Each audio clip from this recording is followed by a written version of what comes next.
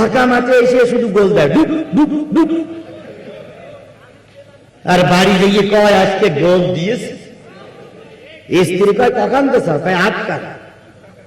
কয় কেন মাঠে কেউ ছিল না? কয় যাদের খেলার কথা ছিল তারা আসেনি।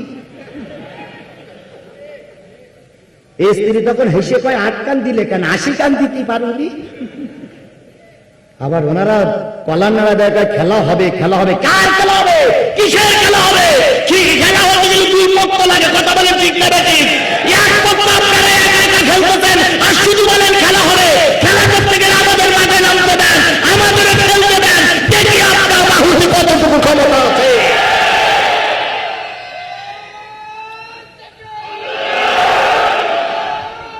আমার ভাইরা, আমি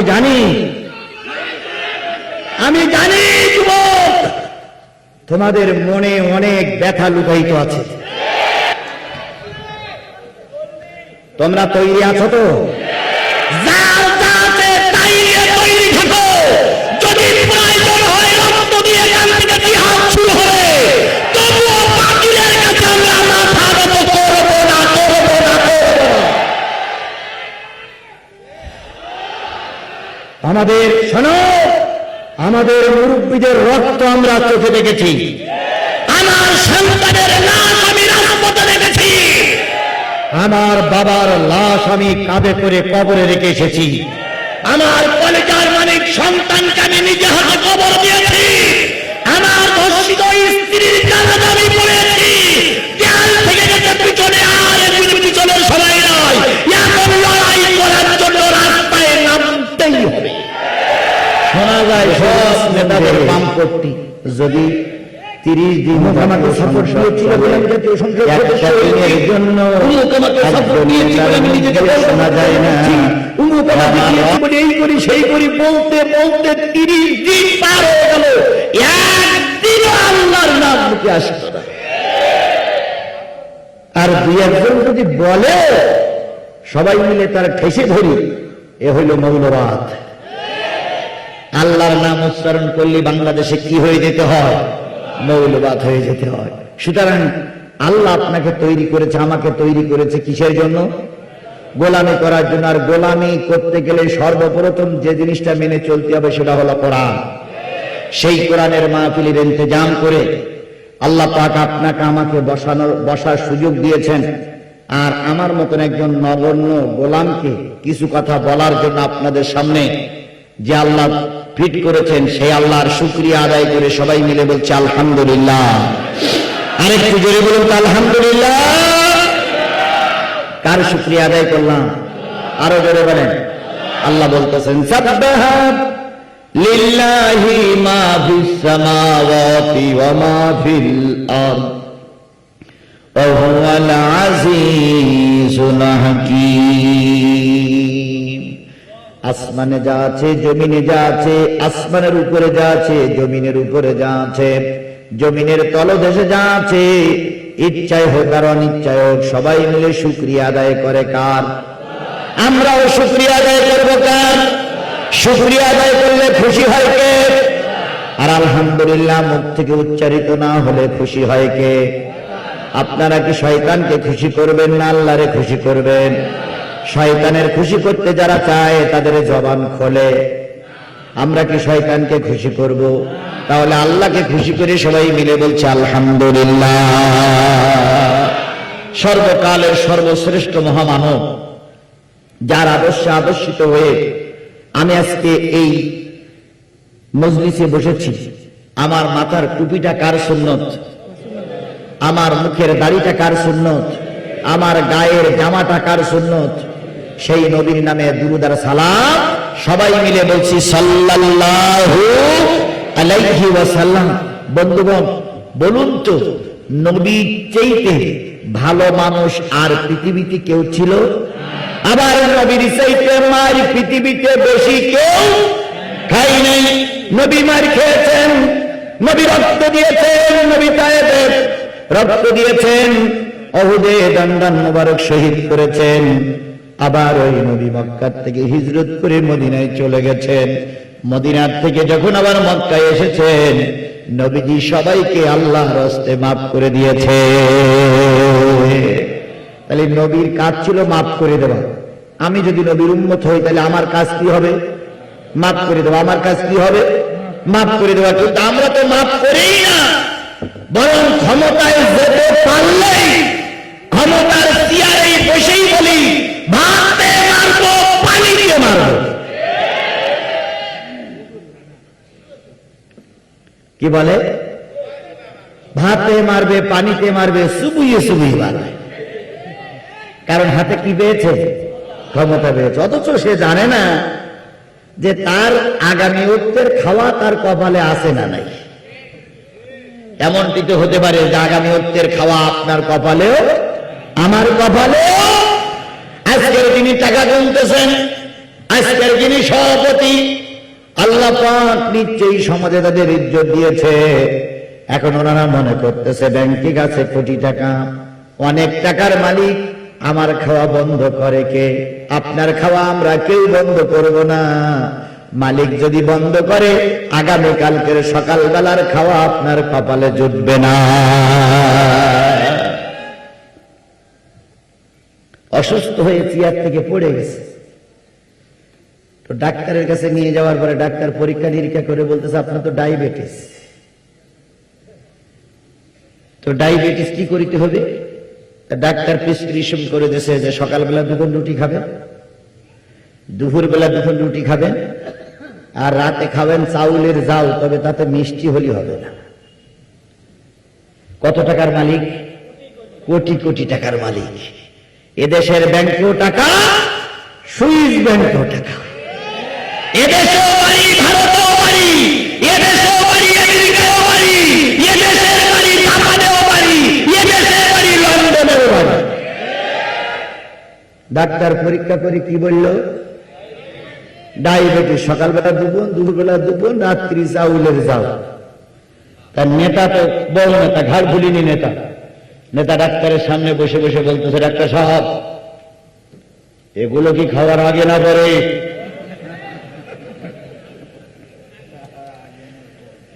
তো ডাক্তার সাহেব বলতেছে এই ছাড়া আর বেশি খাওয়া যাবে না যদি বাঁচতে চাও।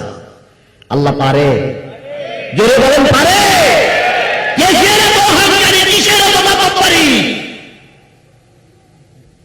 এত মাতব্বরি 2 বার পায়খানা, 3 বার বমি। ফজরের আযান দেবার আগে ইন্না লিল্লাহি ওয়া ইন্না ইলাইহি রাজিউন। আল্লাহ পারে না? তাহলে কেন এত মাতব্বরি, কেন এত অহংকারী, কেন এত তাকব্বরি? ক্ষমতার দাপট দেখাও, ইতিহাস খুঁজে দেখো। তোমার সামনে কত নেতা গুলি হয়ে ঠান্ডা হয়ে বিদায় নিয়েছে। এমন নেতা বিদায় হয়েছে জানাজা পর্যন্ত জুটিনি, এমন নেতা বিদায় হয়েছে জানাজা পড়ার ইমাম খুঁজে পাওয়া যায়নি।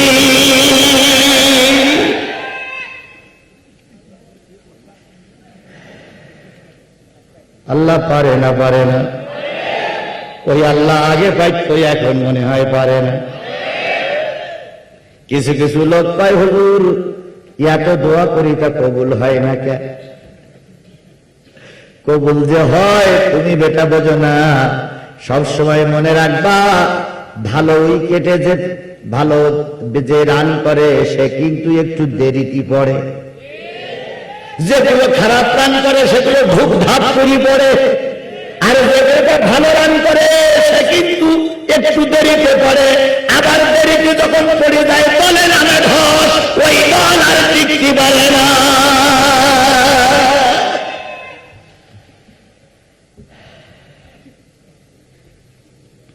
তাহলে নবী মার খেয়েছেন, একটিবারের জন্য প্রতিশোধ নেন নাই।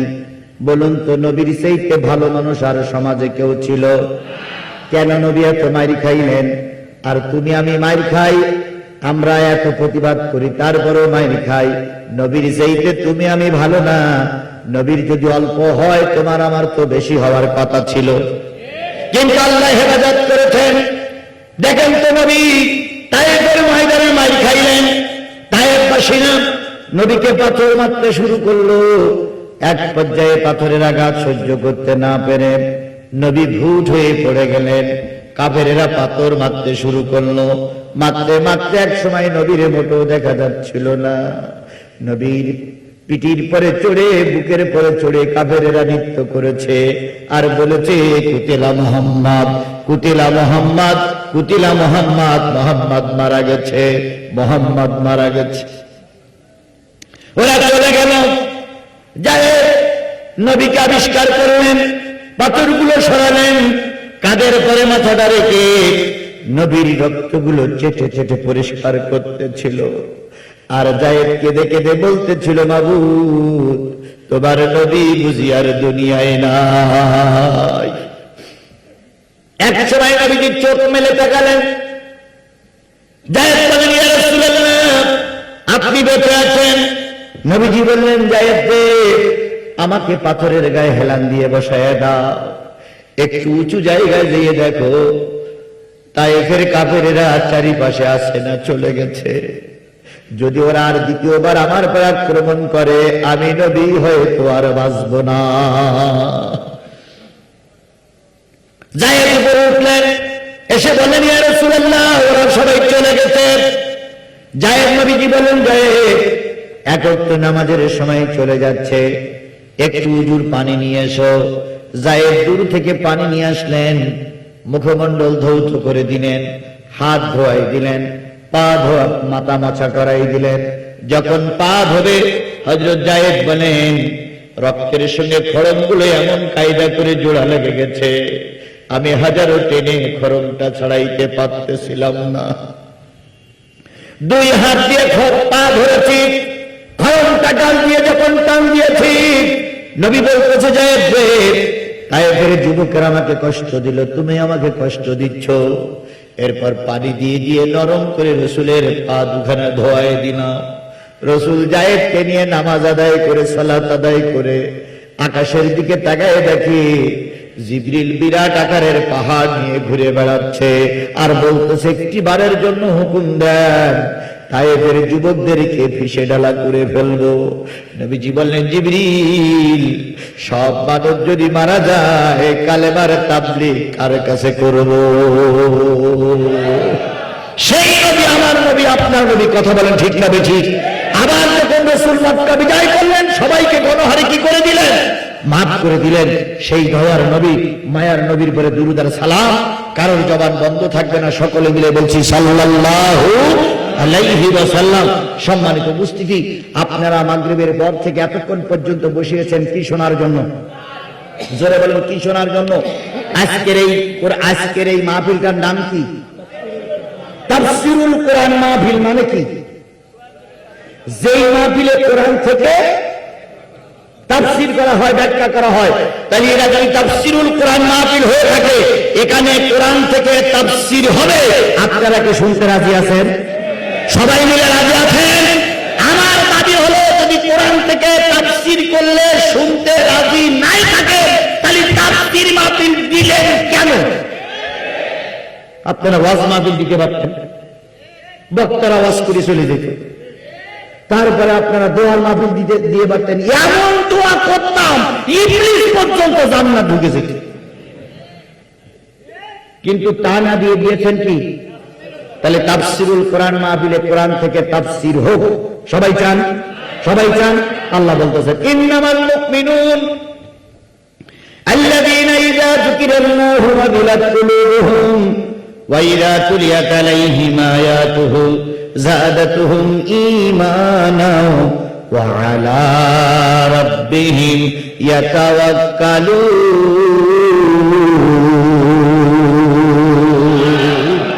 দাঁড়ানো লোক, বসা লোক, বাড়ির লোক, দোকানের লোক, রাস্তার লোক, ভালো করে শোনেন। আল্লাহ বলতেছেন, ইন্নামাল মুমিনুন, নিশ্চয়ই তারা মুমিন, আল্লাযীনা ইযা যুকিরাল্লাহু ওয়াজিলাত কুলুবুহুম, যখন তাদের সামনে জিকির করা হবে তখন তাদের দিলগুলো নরম হয়ে যাবে। তাহলে জিকির আমার দায়িত্ব দেন, আপনার কোন বসানোর দায়িত্ব আমার, লোক আনার দায়িত্ব আমার, আপনারা চুপ করে থাকেন।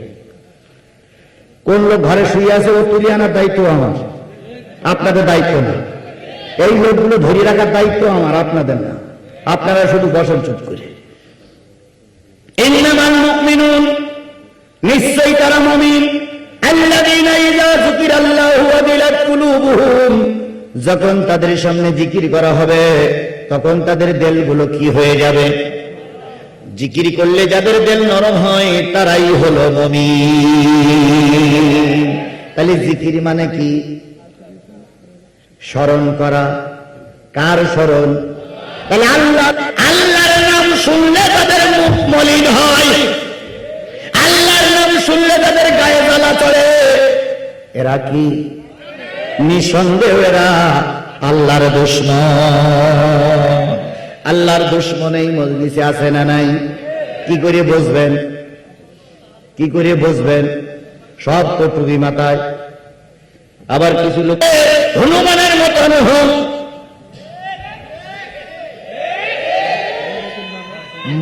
মনে হয় যেন বউটা কবর দিয়ে আসছে। তাহলে জিকির করলে যাদের দিল নরম হয় তারা কি? আফজালুল জিকরি তিলাওয়াতুল কোরআন, উত্তম জিকির হলো কোরআন তেলাওয়াত করা। তাহলে কোরআন তেলাওয়াত শুনলে বা করলে যাদের দিল নরম হয়ে যায় তারা হলো মুমিন। ওয়া ইযা তুলিয়াত আলাইহিম আয়াতুহু, তাদের সামনে কোরআনের আয়াত তেলাওয়াত করলে তাদের ঈমান বৃদ্ধি পেতে থাকে,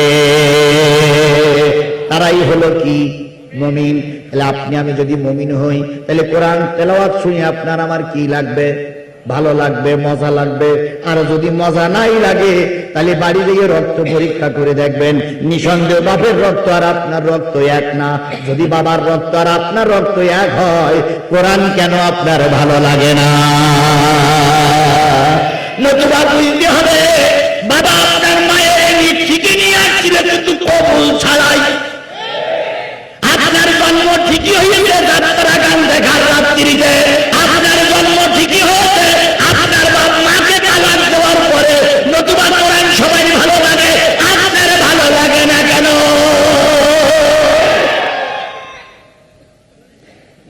এরকম টাটকা ইসলামের দুশমন আছে না নাই?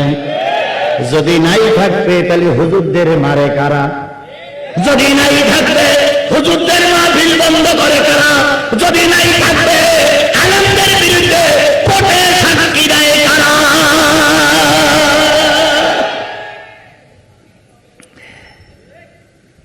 টুপি মাথায় দিলেই শুধু জান্নাতে যাওয়া যাবে না, টুপি মাথায় দিয়ে মুখি দাড়ি রেখে কাবাগার জিয়ারত করেই ইসলামী আন্দোলন সিপাহ সালার আলেমদের বিরুদ্ধে মিথ্যা সাক্ষী দিয়েছে।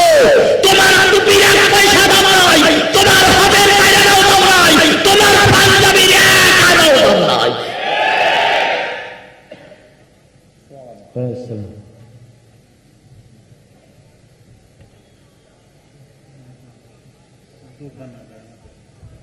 রেখে দেন।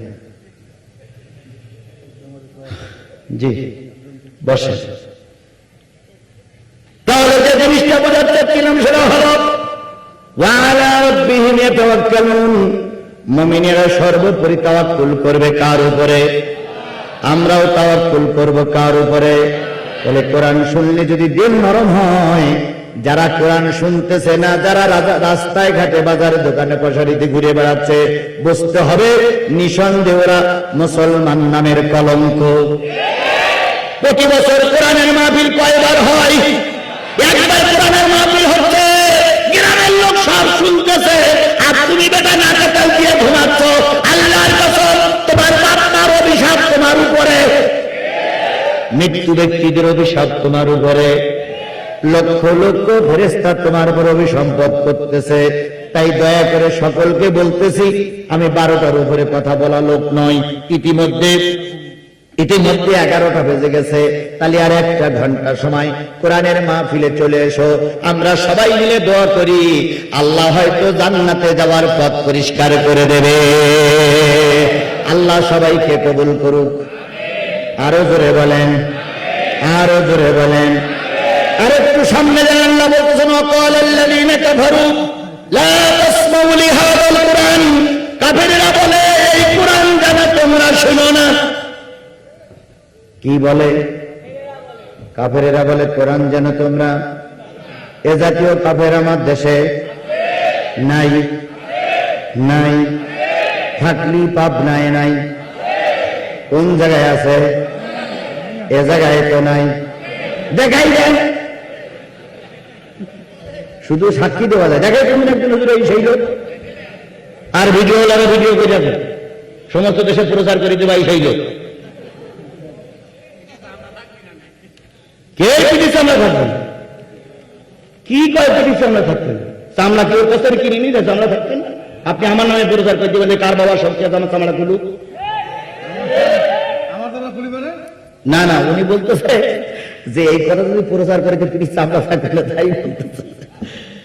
কিচ্ছু হবে না, আমরা ভয় পাই বলেই বাতিলেরা ময়দানে রয়েছে। আপনি বুকে সাহস দিয়ে ময়দানে নামুন, বাতিলেরা চুল্লা পায়মান সবাই পাবে না।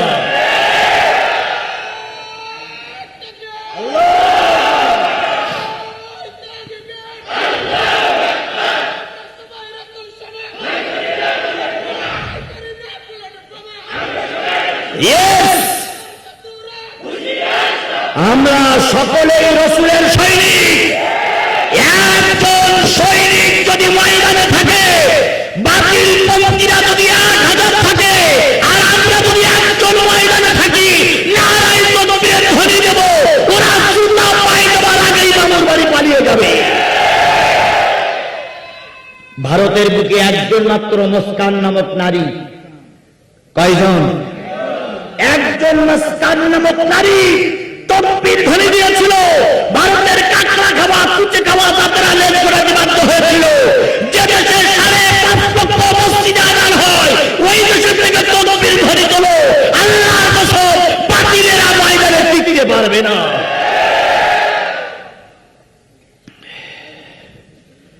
ভাই আপনারা যদি ভাবে কথা বলেন, তাহলে আমি কথা বলতে পারবো না।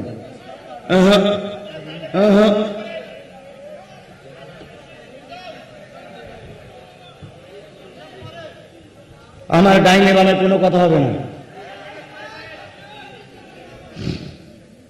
কাফেরেরা বলেন, লা তাসমাউ লিহাযাল কুরআন, এই কোরআন যেন তোমরা শোনো না। ওয়ালগাউ ফীহি লাআল্লাকুম তাগলিবুন, কোরআন শুনতে বসে গেছো, কোরআনের আলোচনা চলছে, যদি দেখো তোমাদের বিপক্ষে চলে যাচ্ছে, যদি দেখো হক কথাগুলো বেরিয়ে আসতেছে, যদি দেখো সত্য কথাগুলো বেরিয়ে আসতেছে, তাহলে একটা কাজ করো, মাহফিলে হট্টগোল বাঁধাই যাও। যদি তোমার শক্তি সামর্থ্য না থাকে, হ্যালো করে লোক জোগাড় করো। আর যদি তাও না থাকে, পথে দাঁড়িয়ে থাকো, হুজুরির গাড়িতে আগুন লাগায়া দাও। এগুলো সব কাদের কাজ? জোরে বলেন কাফের মুনাফিকের কাজ এগুলো। কথা বলেন ঠিক না বেঠিক? এ কাজ করতে কি আপনারা রাজি আছেন? সবাই মিলে ওয়াদা করেন রাজি আছেন? তাহলে ওয়াদা করতে হবে আমরা কি শুনবো? সবাই মিলে ওয়াদা করতে হবে কি শুনবো? কারা কারা কোরআন শুনতে রাজি আছেন একটু মালিকের দেখান। লিল্লাহে তাকবীর, আরো জোরে লিল্লাহে তাকবীর। দেখেন তো কারা কারা হাত উঠে বসে। যদি আমার দোয়ার আগে আপনি চলে যান, কিংবা আমি কোরআন বলতেছি যদি ইচ্ছা করে গোপন করে চলে যাই, কিয়ামতের দিনে এই হাত আপনার পক্ষে অথবা বিপক্ষে সাক্ষী দেবে। বলবে আল্লাহ হাত উঁচু করেছিল, থাকিনি।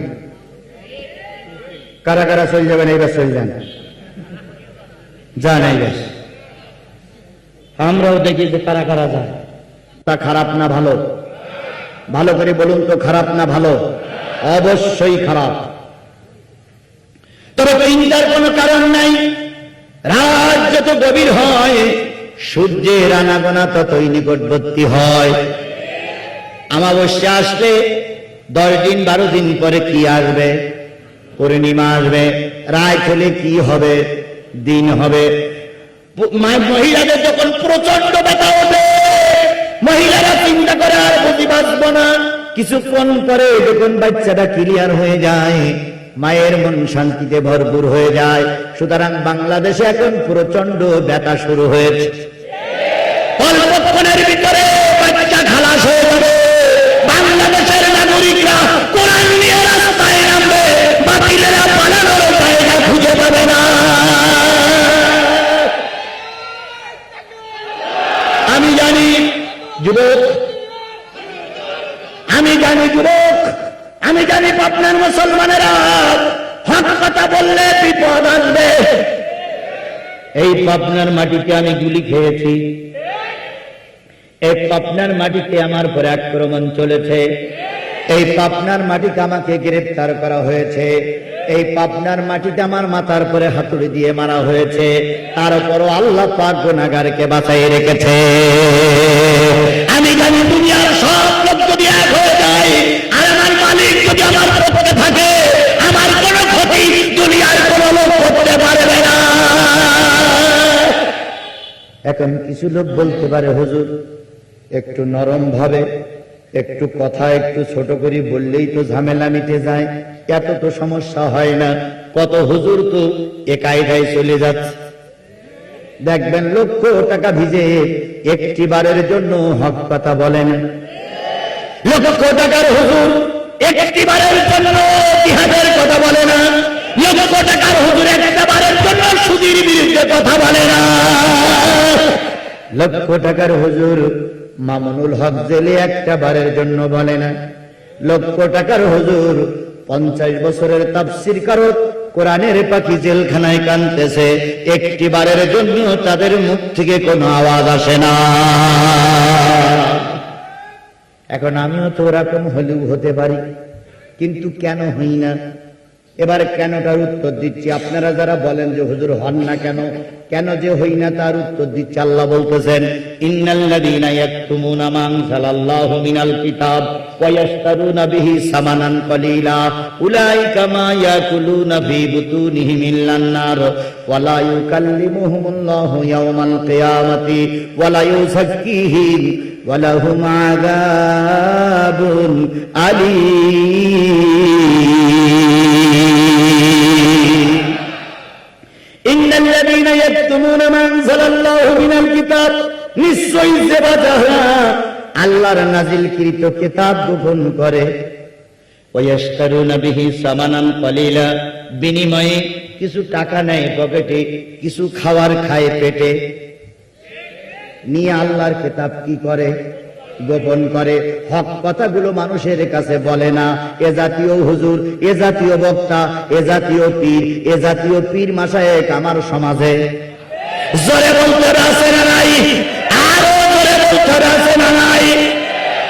বক্তাদের কথা বাদ দিলাম। বাংলাদেশে মসজিদ কয় লক্ষ? 5 লক্ষের উপরে মসজিদ। 5 লক্ষ মসজিদে আজকে জুমার খুতবা হয়েছে। কয় লক্ষ ইমাম? ইমাম সাহেবের সামনে দাঁড়িয়ে একজন আজান দিয়েছে, তাহলে কয় লক্ষ মুয়াজ্জিন? 5 আর 5 কত? এই 10 লক্ষ ইমাম মুয়াজ্জিন যদি একজোট হয়ে কোরআনের হক কথাগুলো বলতো, আল্লাহর কসম কোন আলেমের রক্ত দিয়ে বাংলার জমিন লাল হতো না। কিন্তু আমার দেশের হুজুরিরাও হক কথা বলে না।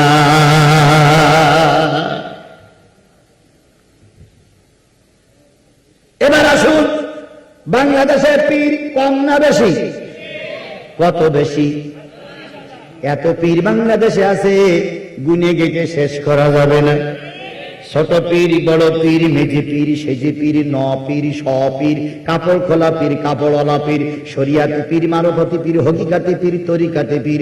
ওরে বাবা, এমন পীরও আছে জীবনে কাপড় পরে না, ন্যাংটা পীর।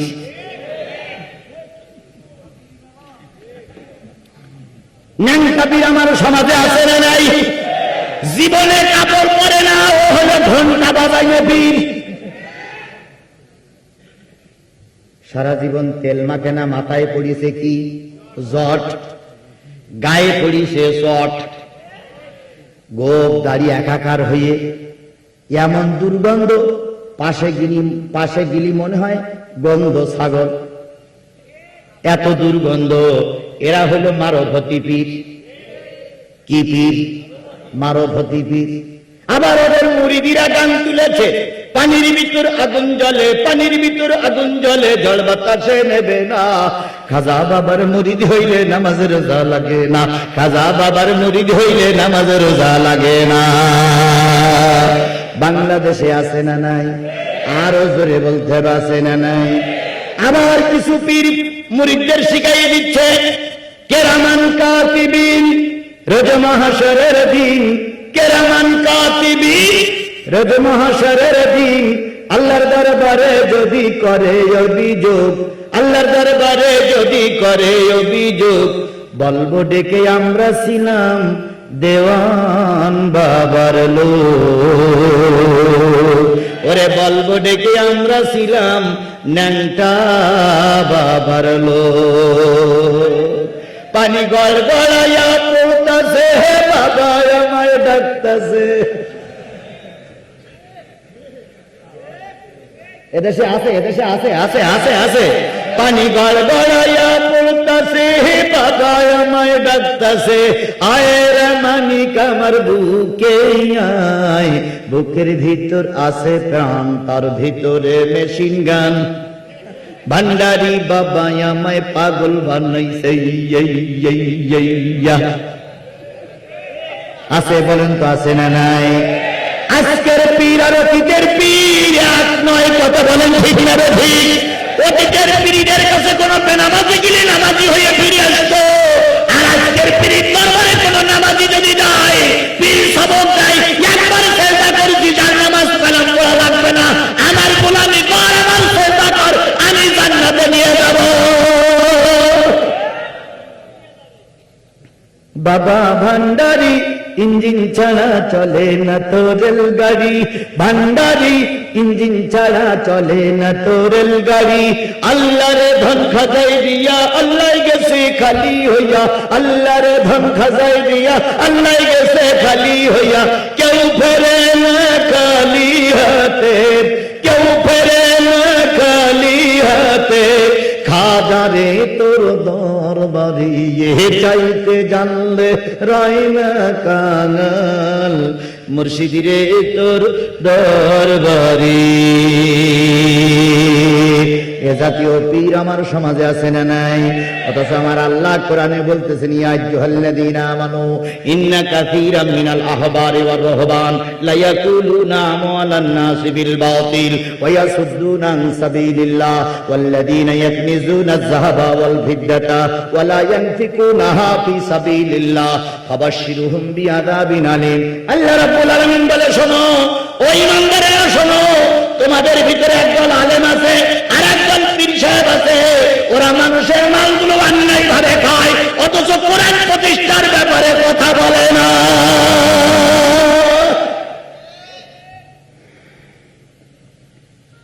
আজকের বাংলাদেশে আমার মাহফিলে ৩,০০০, ৪,০০০, ৫,০০০ লোক হয়, কোন কোন ক্ষেত্রে ৫০,০০০, ১ লাখ লোক হয়। আর এমনও বক্তা আছে, বক্তা দেখার জন্য শুধু ১ লাখ লোক হয়, হয় না? ওই বক্তাগুলো যদি মঞ্চে দাঁড়িয়ে হক কথাগুলো বলতো, আল্লাহর কসম মামুনুল হক আমির হামজা মুক্তি পেয়ে যেত। কিন্তু এদের মুখ দিয়ে হক কথা বাহির হবে না। আবার পীর সাহেবগুলো যারা কোরআনের দাওয়াত দিত, তারা এখন খানকা নিয়ে ব্যস্ত, আর মুরিদ নিয়ে ব্যস্ত, আর কিভাবে বিল্ডিং বাড়ি করবে তাই নিয়ে ব্যস্ত। আর শুধু বলে, খোকা মেয়ে দেখ, ৪টি পর্যন্ত বিয়ে করা যায়, ১ বিয়েতে হয় না, ২ বিয়েতে হয় না, ৩ বিয়েতে হয় না, ৪ বিয়ে করে। কারণ ৪ বিয়ে করা কি? ৪ বিয়ে করাও যেমন সুন্নাত, আল্লাহর দ্বীন কায়েমের জন্য রাস্তায় নামাটাও সুন্নাত, থাল চেটে খাওয়া মেসাদ করা যেমন সুন্নাত, দ্বীন কায়েমের জন্য জেল খাটাটাও সুন্নাত। থাল চেটে খাওয়া, মিষ্টি খাওয়া যেমন সুন্নাত, দ্বীন কায়েমের জন্য রাজপথে রক্ত দেওয়াটাও সুন্নাত। এ সুন্নতের ধারে কাছে না যাওয়া হুজুর আমার দেশে আছে। শাহজালাল একজন পীর ছিলেন। কোন জায়গার পীর? কোন জায়গার পীর? শাহজালাল কোন জায়গার পীর? সিলেটের। গৌর গোবিন্দ কোন জায়গার রাজা? গৌর গোবিন্দ হল প্রতিষ্ঠিত রাজা। গৌর গোবিন্দ সেরেকি কারবার চালু করল। শাহজালাল ছিলেন ইয়েমেনের। গৌর গোবিন্দের অত্যাচার সহ্য করতে না পেরে একজন ইয়েমেনে চলে গেলেন। শাহজালালের কানে কানে বললেন, হুজুর, আমার জেলায়, আমার দেশে শিরক চলতেছে, মুসলমানেরা গরু কুরবানি করতে পারে না, মুসলমানেরা জুমার সালাত আদায় করতে পারে না, মুসলমানরা ঈদের নামাজ আদায় করতে পারে না। যদি দাওয়াত নিয়ে একটু আমার দেশে যাইতেন, আমার দেশের লোক ধর্মভীরু, ধর্ম পালন করতে পারত। শাহজালাল আসলেন 19 জন কিংবা 20 জন সঙ্গী নিয়ে। তখন প্রতিষ্ঠিত প্রেসিডেন্ট সিলেটের নাম হলো গৌর গোবিন্দ। গৌর গোবিন্দ গোয়েন্দা বিভাগের মাধ্যমে সংবাদ পাইলেন সিলেট থেকে এক হুজুর আসতেছে, নাম কি? শাহজালাল। উনি এসে ধর্মের বাণী প্রচার করবেন। আর সিলেটের মানুষ সাধারণত ধর্মভীরু, হয়তো সব লোক ধর্মের পক্ষে চলে যাবে, তোমার গদি আর থাকবে না। গৌর গোবিন্দ চিন্তা করলে তাহলে তো সর্বনাশ, তাহলে ওই হুজুর আসার আগে হরতাল দেখে দাও।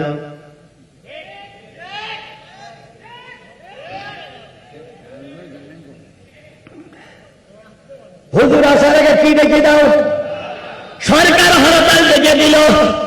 সারা জীবন শুনেছি হরতাল দেখে বিরোধী দল, কিন্তু এখন শুনতেছি হরতাল দেখে সরকারি দল।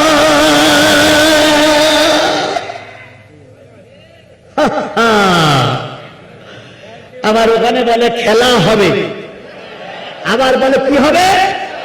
কিসের খেলা হবে? কার সঙ্গে খেলা হবে? আপনারা তো সারা জীবনে একা একা খেলেন, কারণ তো মাঠে নামতে দেন না। মাঠে নামলে গ্রেফতার করেন। তাহলে খেলা হবে, খেলা হবে কার সঙ্গে খেলা করবেন? খেলা করেন কোর সঙ্গে? খেলা করার লোক সমাজে কেউ তো নেই, সবাই তো ধরা মারা শেষ।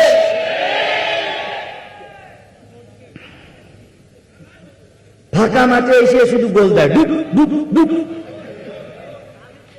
আর বাড়ি গিয়ে কয় আজকে গোল দিয়েছে। স্ত্রী কয় কখন তো স্যার? কয় 8 টাকা। কয় কেন মাঠে কেউ ছিল না? কয় যাদের খেলার কথা ছিল তারা আসেনি। স্ত্রী তখন হেসে কয় 8 কান দিলে কেন? 80 কান দিতে পারোনি। আবার ওনারা কলার নাড়া দেয়, খেলা হবে, খেলা হবে। কার খেলা হবে? কিসের খেলা হবে? কি খেলা হবে? দুই পক্ষ লাগে, কথা বলে ঠিক না ঠিক? এক পক্ষ আপনারা একা একা খেলতেছেন, আর শুধু বলেন খেলা হবে। খেলা করতে গেলে আমাদের মাঠে নামতে দেন, আমাদের খেলতে দেন, দেখি আপনার বাহুতে কতটুকু ক্ষমতা আছে।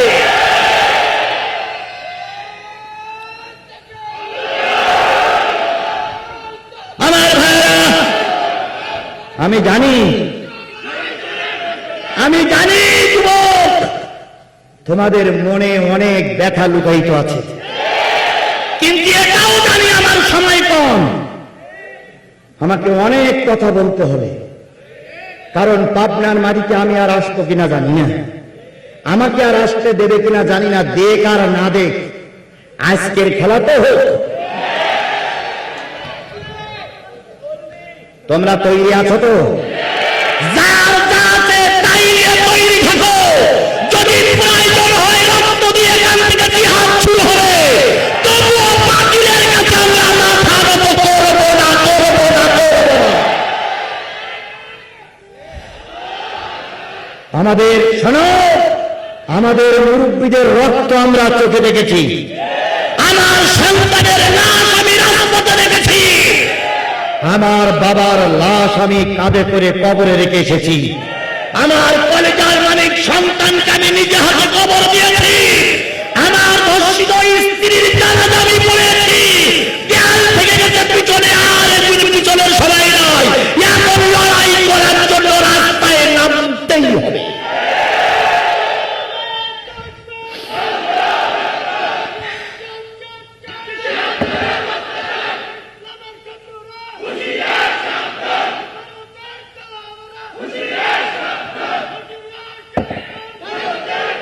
আমি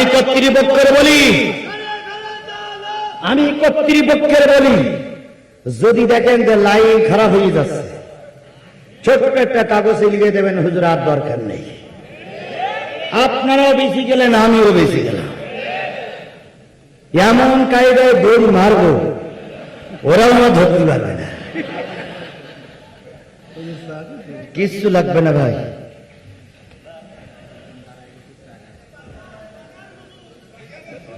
ও ভাই, না না, বেশি কিছু বলার দরকার নেই, চলবে। আও বললেও চলবে, না বললেও চলবে। আমার ক্যাসেট গুলো দেখেন নাই আপনারা? তা আমি তো সেই লোক। কায়া পাল্টাই আসেনি, জামাও পাল্টাইনি, টুপিও পাল্টাইনি, আমি যা ছিলাম তাই আছে। যদি আমার আলোচনা নাই চলবে তাহলে 3 দিন আগে বলতে পারতেন যে হুজুর আপনার আলোচনা দেখে বোঝা গেছে আলোচনা এখন চলবে না, আপনি এইছেন না। আমারে পাম্পট্টিতে ডেকে নিয়ে এখন চলবে না, ওসব খেলা চলবে না। আমার ভাইয়েরা, যে জিনিসটা বোঝাতে চাচ্ছিলাম সেটা হলো সিলেটের রাজা, প্রতিষ্ঠিত রাজা নাম কি? আর গুরু গোবিন্দর মোকাবেলা করার জন্য একজন হুজুর আসতেছে, নাম কি? শাহজালালের সঙ্গী কয়জন? 20 জন। গুরু গোবিন্দ প্রতিষ্ঠিত রাজা। গুরু গোবিন্দ চিন্তা করলো হুজুর যদি এসে যায়, দাওয়াতের কাজ যদি চলে, আমার তক্তা আমার গদিতে তসনস শুরু হবে, আমার গদি থাকবে না। তাই গুরু গোবিন্দ বলে দিল হুজুর যাতে না আসতে পারে, এই জন্য দেশে 144 ধারা ডেকে দিয়ে হরতাল ডেকে দাও। তাই করা হলো। গরুর গাড়ির চাকাগুলো খুলে নেওয়া হলো। গরুর গাড়ির চাকাগুলো কি করা হলো? খুলে নেওয়া হলো। ভ্যানের চাকাগুলো খুলে নেওয়া হলো। নৌকায় পার হবে হুজুর, নৌকাটা ফুটো করে দেওয়া হলো। এরপরে কি করা হলো? শ্যাকো কালভার্ট গুলো সব ভেঙে দেওয়া হলো। সব জায়গায় গাড়ি ঘোড়া বন্ধ, পুল কালভার্ট ভেঙে দেওয়া হলো, নৌকা বন্ধ। গুরু গোবিন্দ চিন্তা করলো সব জায়গায় হরতাল দেখেছি, হুজুর আর আসতে পারবে না, কিন্তু তোমরা দুনিয়ার রাস্তা বন্ধ করো, আর আমার মালিক তার রাস্তাগুলো খুলে দেয়। শাহজালাল আসলেন, এসে দেখে নদীতে নৌকা নাই। হায় হায় হায়, নৌকা গেল কই? কই নৌকা সরকার ফুটো করে দিয়েছে। গরুর গাড়ির চাকা সরকার কি করেছে? খুলে নিয়েছে। ভ্যানের চাকা সরকার খুলে নিয়েছে। এরপরে শাখাগুলো সরকার ভেঙে দিয়েছে। শাহজালাল ইয়ামিনী বললেন, ও আমার সাথীরা, ফিরে গেলে কিন্তু ওরা জিতে যাবে, ফিরে যাওয়া যাবে না। সংখ্যায় আমরা কম হতে পারি, কিন্তু আমাদের সাথে আছে আমাদের রব। আপনার আমার সাথে আছে কে? ওদের হাতে আছে বন্দুক, ওদের হাতে আছে স্টিকান, ওদের হাতে আছে বন্দুকের গুলি। আজ তোমার আমার আছে বুক ভরা ঈমান, হাতে আছে ইটির খ, আর বুকে আছে বুক ভরা ঈমান। কোরআন বুকে নিয়ে, ইটির খ নিয়ে, ঈমান নিয়ে রাস্তায় নামো। বাতিলেরা জামার গিরে দেওয়ার আগেই ময়দান ছেড়ে দেবে। শাহজালাল ইয়ামিনী নদী পার হয়ে আসলেন। কেউ বলেছেন সাঁতার দিয়ে পার হয়েছেন, কেউ বলেছেন পাথরের পরে চড়ে পার হয়েছেন, কেউ বলে যাই নামাজ বিছাই পার হয়েছেন। যেভাবেই হোক হুজুর আসলেন, হুজুর আসলেন, হুজুর আসলেন। আসার পরে এবার বললেন গুরু গোবিন্দ কোথায়? জনগণ বলে দিল হুজুর আপনাদের আসার পথ বন্ধ করে দিয়ে গুরু গোবিন্দ মেয়ে লোক নিয়ে নাচানাচি করতেছে আর আনন্দ করতেছে আর ঢোল পিটাচ্ছে আর বলতেছে হুজুর আসতে পারবা না, হুজুর আসতে পারবা না, হুজুর আসতে পারবা না। পথ বন্ধ করে দিয়েছে। শাহজালাল চলে গেলেন। গুরু গোবিন্দ রাজপ্রাসাদের পাশে দাঁড়িয়ে 20 জন মুসলমানের নিয়ে তাকবীর দিল। গুরু গোবিন্দ লাফাই উঠে বলতেছে, কিরে কিসের আওয়াজ, কিসের আওয়াজ? একজন কানে কানে কয় হুজুরদের আওয়াজ। আমি না হরতাল দেখেছি, কয় কোন হরতালে কাজ হয়নি, হুজুর এসেই গিয়েছে। শাহজালাল তাকবীর দিলেন, নারায়ে তাকবীর। বিশ্বাস করো নারায়ে তাকবীরের এত আওয়াজ, এত জোর, একজন লোক যখন নারায়ে তাকবীর দেয় বাতিলেরা সহ্য করতে পারে না। নারায়ে তাকবীরের আওয়াজ শুনে গুরু গোবিন্দ ভয়ে জুতো পায়ও দিলেন না, লুঙ্গি খুলে পড়ে মারলেন দড়ি। দড়ি মেরে ওই যে কি বলে শাহজালাল সিলেট, গুরু গোবিন্দ সিলেটের নদীতে ঝাঁপাইয়ে পড়েছিল, স্রোতে চলে গেল। আজও তার লাশও খুঁজে পাওয়া যায়নি, আজও সে মাথা উঁচু করে উঠিনি, আর কিয়ামত পর্যন্ত উঠবে না। শাহজালাল তাকবীর ছবি শুনে গুরু গোবিন্দ পালিয়ে গেল। ও আমার বাংলার মুসলমানেরা, তোমরাও যদি একজোট হয়ে কোরআনের ছায়া তলে সে ময়দানে নামো, আজ হোক কাল হোক গুরু গোবিন্দরা ময়দান ছেড়ে দেবে। এখন তো পীরের দরবারে গেলে শুধু বলে হাদিয়া নিয়ে আয়, হাদিয়া নিয়ে আয়, হাদিয়া নিয়ে আয়। আমি আমার ভাষায় বলি, ওরে ও ভণ্ড বাবা, ওরে ও খাজা বাবা, রোজ হাসরে দেখবে তোমার কোন বাবা। কোরআনের ধারে ধারে নামাজের টাকা খায়, হাদিসের ধারে ধারে নামাজের তামাক খায়, লম্বা লম্বা চুল রেখেছে শিকল পরা সারা গায়, মোচে ঢেকেছে মুখ, মোচে ঢেকেছে মুখ, চেনা যায় না কি কারবার। ওরে ও ভণ্ড বাবা, ওরে ও খাজা বাবা, রোজ হাসরে দেখবে তোমার কোন বাবা। তাহলে যে জিনিসটা বোঝাতে চাচ্ছিলাম, যেই হুজুর, যেই পীর, যেই বক্তা পেটে খায়, পেটে খায় পকেটে নেয়, কোরআনের হক কথা বলে না, কিয়ামতের দিন আল্লাহ তার পবিত্র করবে না, আল্লাহ তার সঙ্গে কথা বলবে না, আল্লাহ তার জন্য রেখেছে জাহান্নাম। আমি একজন বক্তা হিসেবে এসেছি, যদি কোরআনের কথা গোপন করি, পেটে খেয়েছি, পকেটেও কিছু না দিলে চলে যাব না, তাহলে পকেটেও কিছু নিয়ে যাব, পেটেও কিছু খেয়ে যাব। যদি কোরআনের কথা গোপন করে যাই, আল্লাহ আমার সঙ্গে কথা বলবে না, আল্লাহ আমারে পবিত্র করবে না, আল্লাহ আমার জন্য কি ভিট করে রেখেছে। তাহলে আমাকে যখন আল্লাহ জাহান্নামে দেবে, এই এলাকায় যারা সরকারি দলের লোক আছেন, এই এলাকায় যারা বিএনপির লোক আছেন, এই এলাকায় যারা জামাতের লোক আছেন, এই এলাকায় যারা চরমনাইর লোক আছেন, এই এলাকায় যারা তাবলীগের লোক আছেন, সবাই লিখে সিগনাল করে দেন, হুজুর নরম করে কথা বলেন, আস্তে পাস্তে বুঝাই চলে যান, যদি আপনার আল্লাহ জাহান্নামে দেয়, আমরা আপনার সঙ্গে থাকবো। লিখে দেন। সভাপতি সাহেব লেখেন কাগজে। তাহলে কেউ যদি না পারে, তাহলে আমি গোপন করি, আমি জাহান্নামে যাবো কেন? আমার কেন এত কপাল পুড়িয়েছে? সুতরাং আমি যতক্ষণ আছি কোরআনের হক কথা বলবোই, হক কথা বলবোই। যদি আপনারা থাকেন ভালো, না থাকলে মাইকওয়ালা একলা থাকবে, মাইকওয়ালার আমি থাকবো, আর ওরা রেকর্ড করবে, এই রেকর্ড বাজাবে, বিশ্বের লোক শুনবে, তবু কোরআনের কথা গোপন হবে না। আপনারা কি একমত? আল্লাহ পাক শেষ পর্যন্ত আপনাকে আমাকে কবুল করুক, সকলে বলুন আমিন। আরো জোরে আমিন, আরো জোরে আমিন। মূল আলোচনায় যাচ্ছি। মূল আলোচনার বিষয়বস্তু হলো সূরা জুমারের 71-72 আয়াত। কয়টা আয়াত? 2টা আয়াতের মূল বিষয়বস্তু হলো জাহান্নামে যাবে কারা। মূল বিষয়বস্তু কি? জাহান্নামে যাবে। যদি বলি জাহান্নামে যাবে জামাত ইসলাম, মেনে নেবেন? মেনে নেবেন? দলিল চাইবেন যে হুজুর আপনার মুখের কথা না, আপনি কোরআন হাদিস দিয়ে দলিল দেন। যদি বলি জাহান্নামে যাবে জাতীয় পার্টিওয়ালারা, মেনে নেবে? নেবে কখন? কি চাবে? দলিল চাবে। কোরআন হাদিস যদি থাকে তাহলে মেনে নিতে হবে। যদি বলি জাহান্নামে যাবে বিএনপি ওয়ালারা, মেনে নেবে? মেনে নেবে না। যদি বলি জাহান্নামে যাবে সরকারি দলের লোকেরা, মেনে নেবে? নেবে না। কখন মেনে নেবে? কোরআন হাদিসের প্রেক্ষাপটে যখন দলিল প্রমাণ পেশ করা হবে। আপনি যদি মুসলমান হন তাহলে অবশ্যই আপনি মেনে নেবেন। কথা বলেন ঠিক না ঠিক? তাহলে আমার বক্তব্য হলো, কোরআন হাদিসের দৃষ্টিকোণ থেকে জাহান্নামে যাবে কারা? যদি এই দলের ভিতরে জামাত ইসলাম থাকে, আল্লাহর কসম, যতই জিকির করো, যতই মিছিল করো, যতই জিহাদ করো, মাপ পাবা না। যদি দলিল প্রমাণে প্রমাণিত হয় জাতীয় পার্টির লোক জাহান্নামী, যতই তোমরা রাতের অন্ধকারে অন্ধকারীদের সাপোর্ট দাও, মুনাফিকের ভূমিকা যতই পালন করো, মাপ পাবা না। যদি বলি এই কাতারে থাকবে বিএনপি, যতই সরকার গঠন করে, নতুন করে ভোটে পাস করে ক্ষমতায় যাও, দলিল প্রমাণে প্রমাণিত হয় তোমরা জাহান্নামী, কোন রকম মিছিল মিটিং করে বাঁচা যাবে না।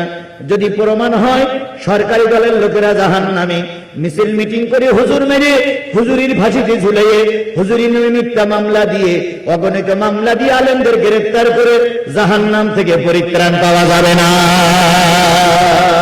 তাহলে মূল কোরআনে যাই আল্লাহ বলতেছেন, ওয়াসিকাল্লাযীনা কাফারু ইলা জাহান্নামা যুমারা।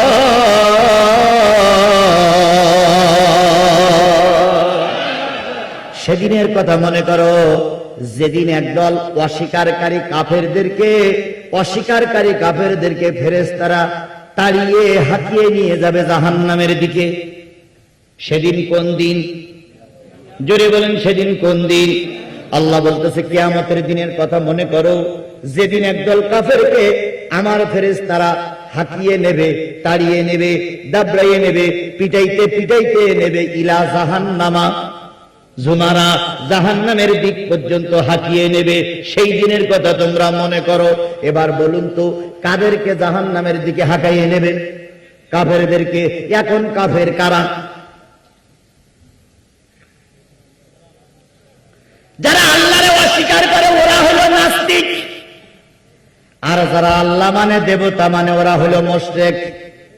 আর যারা আল্লাহ মানে, রসুল মানে, ধর্ম মানে, কিন্তু গুলুঝুলু করে, ওরা হলো মুনাফিক। আর যারা আল্লাহ মানে, রসুল মানে, ধর্ম মানে, একনিষ্ঠ ভাবে, ওরা হলো মুসলমান। তাহলে পৃথিবীতে কয় গ্রুপ? একটা হলো পুরো নাস্তিক, আরেকটা আছে মুশরিক, আরেকটা হলো মুনাফিক, আরেকটা হলো খাঁটি মুসলমান। এ চার গ্রুপ কি আছে? থাকলেও পাপ নাই নাই, থাকলেও পাপ নাই নাই। যদি পাপ নাই বা মুনাফিক মুসলমান না থাকতো, পাপনার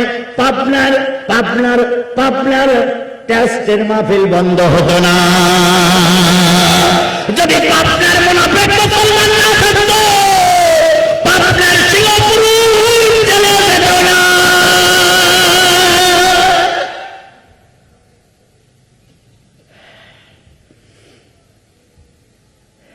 বেশি আছেন তো? কাপড় সাপড় ঠিক আছে তো? বুঝেন বুঝেন, চিন্তার কোনো কারণ নাই। ধরলি আমার আগে ধরবে, আমার লাশটা আগে পড়বে, তারপর আপনি। তাহলে আমার লাশ পড়বে আর আপনি আঙুল চুষবেন। আমি জাতীয় মুসলমান, পাপ নাই থাকলেও এখানে নাই। সুতরাং কেউ কোনো টার্গেট নিতে হলে বিদায় আদায় নিয়ে এসো।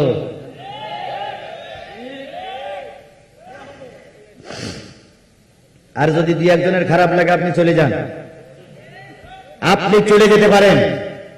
আমি যতক্ষণ আছি অন্তত 12টা পর্যন্ত এই হয়ে চলবে। মন খারাপ করেও লাভ নেই, মন কালো করেও লাভ নেই। আমাকে আল্লাহ পাক এইভাবে দুনিয়ায় পাঠাইছে, এইভাবেই চলবে। চিন্তার কোনো কারণ নেই, টেনশনের কোনো কারণ নেই। আপনার ভালো না লাগে কানে আঙুল দিয়ে বাড়ি দিয়ে ঘুম পড়েন, 12টার পর আঙুল খুলবে।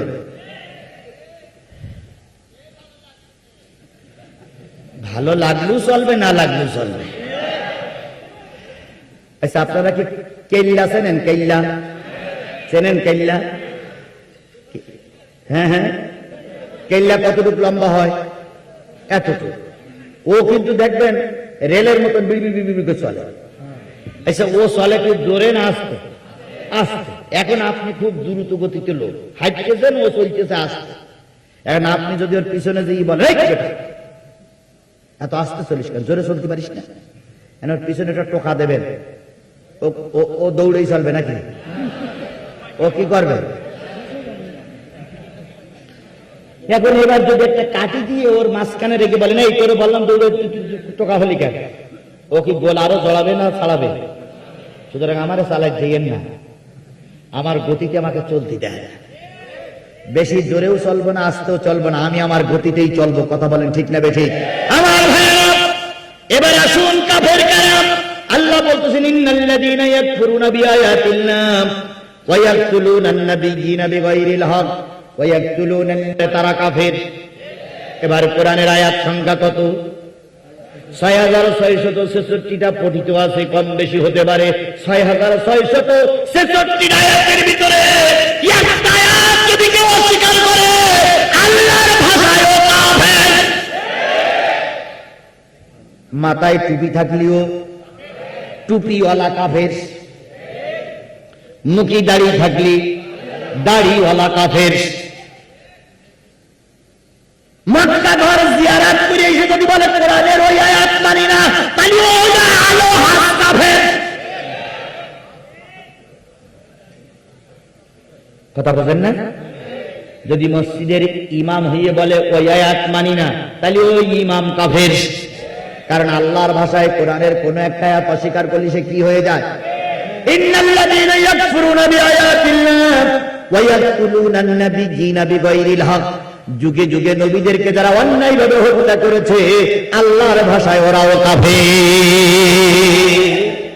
ওয়ায়াকতুলুনা আল্লাযীনা ইয়া'মুরুনা বিল কিসতি মিনান নাস, মানুষের ভিতর থেকে যারা হকের দাওয়াত দেয়, কোরআন হাদিসের হক কথাগুলো বলে, দিন কায়েমের আন্দোলনে নিজেকে যারা সুপর্দ করে দিয়েছে, এই জাতীয় লোকদেরকে যারা মিথ্যা অপবাদ দিয়ে, মিথ্যা সাক্ষী দিয়ে, বিনা অপরাধে ফাঁসির কাছে ঝুলায়, বিনা অপরাধে জেলের ভিতরে আটকে রাখে, আল্লাহর ভাষায় এরাও কাফের।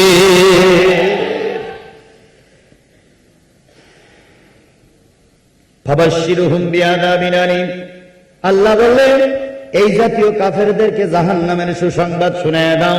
তাহলে আল্লাহ বলতেছে একদল কাফেরদেরকে কোন দিক হাঁকাইয়ে নেবে?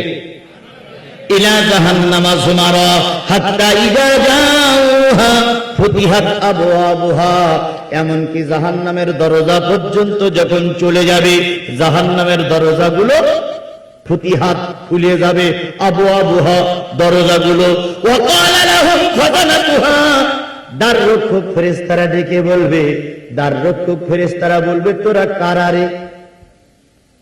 জাহান্নামের সামনে দাঁড়ায় আছিস, তোরা কারা?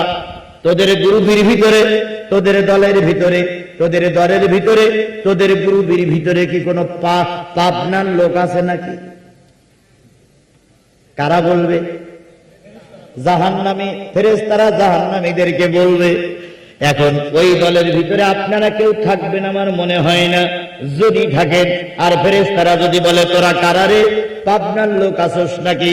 পাবনার লোক আসোস নাকি? পাবনার লোক আসোস নাকি? যদি ওই সময় আপনারা বলেন যে আমরা কেউ পাবনার লোক এখানে নাই, তখন আমি যদি ওখানে থাকি, আজকে তো ভিডিও হচ্ছে, আমি আমার অন্তরাত্মা দিয়ে ভিডিও করতেছি, আমি দেখতেছি সাথিয়ার মানুষ কারা। আমার মান্নান ভাই তার সাথী সঙ্গীদেরকে নিয়ে সাথিয়ার থেকে এসেছে। চাটমোহরে কি বলে, পাশের থানা হলো বেড়াল লোক আছে, তারপরে কি বলে পাশের থানার লোক আছে, আটঘরিয়া আছে, তারপরে আতাইকুলার মানুষ আছে, সদর থানার মানুষ আছে। আমি আমার অন্তর দিয়ে দেখতেছি, আমি আমার অন্তর চক্ষু দিয়ে দেখতেছি। সেদিন যদি আপনারা কেউ জাহান্নামের সামনে যান আর যদি বলেন আমরা পাবনার লোক কেউ নাই, আমি তখন নিচে নেমে এসে বলবো আল্লাহ এই সেই লোক। আমি কোরআনের দাওয়াত দিয়েছিলাম কিন্তু এরা শুনিনি। এবার ফেরেশতারা বলবে ওয়াকালা লাহুম খাজানাতুহা আলাম ইয়াতিকুম রাসূলুম মিনকুম, তোরা জাহান্নামে আসলে কেন? তোদের কাছে কি কোনো রাসূল যায় নাই? কোরআনের বাণী প্রচার করার জন্য কি কেউ যায় নাই? সেদিন আপনারা কি বলবেন?